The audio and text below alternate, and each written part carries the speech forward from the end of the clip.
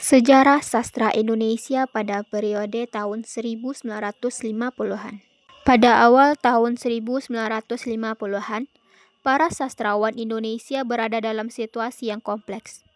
Mereka bukan hanya berhadapan dengan persoalan estetika dan bentuk ekspresi, tetapi juga dengan pertanyaan mendasar mengenai fungsi dan peran sastra dalam masyarakat yang baru merdeka, yang melahirkan perdebatan panjang di kalangan seniman dan sastrawan yang kemudian dikenal sebagai krisis sastra Indonesia pada dekade 1950-an. Krisis tersebut bukan sekedar perpecahan pendapat, tetapi juga mencerminkan kegelisahan intelektual dan kultural bangsa yang tengah mencari jati diri. Munculnya organisasi kebudayaan seperti Lembaga Kebudayaan Rakyat atau Lekra yang berorientasi pada realisme sosialis menandai keterlibatan sastra dengan ideologi politik. Di sisi lain, terdapat kelompok sastrawan yang menolak subordinasi seni di bawah ideologi apapun.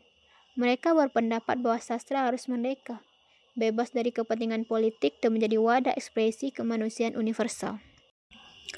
Kemudian muncul banyak karya penting yang memperlihatkan beragam pandangan dan gaya penulisan, yang menjadi representasi dari semangat zaman yang bergolak. Karya-karya mereka tidak hanya menggambarkan kehidupan sosial dan politik masyarakat Indonesia, tetapi juga memperlihatkan pergulatan batin manusia yang terhimpit oleh perubahan zaman. Beberapa sastrawan penting yang menonjol pada masa 1950-an. Yang pertama, Pramoedya Anantatur, yang merupakan salah satu sastrawan paling berpengaruh di Indonesia pada dekade 1950-an. Salah satu karya pentingnya adalah Cerita dari Blora pada tahun 1952. Selain itu, dalam novelnya yang berjudul Korupsi pada tahun 1954, ia mengangkat tema moralitas penjabat negara yang mulai terjerat praktik korupsi, sebuah tema yang relevan hingga kini. Yang kedua, Idrus, seorang pelopor realisme modern dalam sastra Indonesia, yang dikenal karena keberaniannya menampilkan kenyataan hidup secara jujur tanpa romantisasi atau idealisasi, seperti karya-karyanya yang berjudul Surabaya pada tahun 1946 dan Tamu yang Datang di Hari Lebaran pada tahun 1950-an, menggambarkan perubahan sosial pasca revolusi dan dengan nada sinis dan realistis.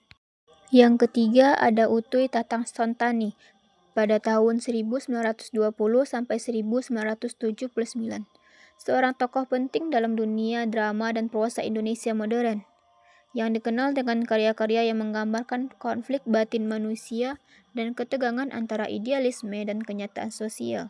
Drama-dramanya seperti Awal dan Wira, Sang Kuryang, dan Si Bacil, yang menampilkan karakter-karakter perjuang mencari makna hidup di tengah dunia yang penuh ketidakadilan dan absurditas. Yang keempat, Rifai Apin, yang dikenal sebagai penyair yang mewakili semangat zaman pada tahun 1950-an. Kemudian bersama Asrul Sani dan Chairil Anwar, ia termasuk ke dalam kelompok yang dikenal sebagai Angkatan 45. Lalu sebuah karya mereka yang berjudul Tiga Menguak Takdir. Kumpulan-kumpulan puisinya menunjukkan peralihan dari gaya romantis ke gaya reflektif dan eksistensial. Yang terakhir adalah Asrul Sani, seorang sastrawan multitalenta yang dikenal sebagai penyair, penulis naskah drama, dan sutradara film.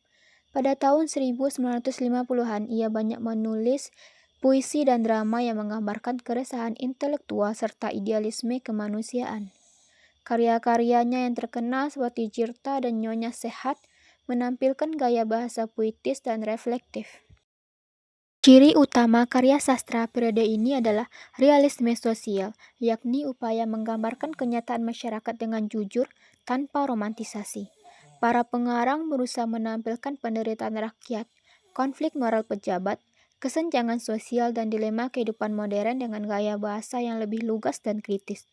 Namun demikian, di sisi lain muncul pula karya yang bersifat eksistensialis yang menyoroti kegelisahan manusia, kesepian, dan pencarian makna hidup di tengah perubahan zaman.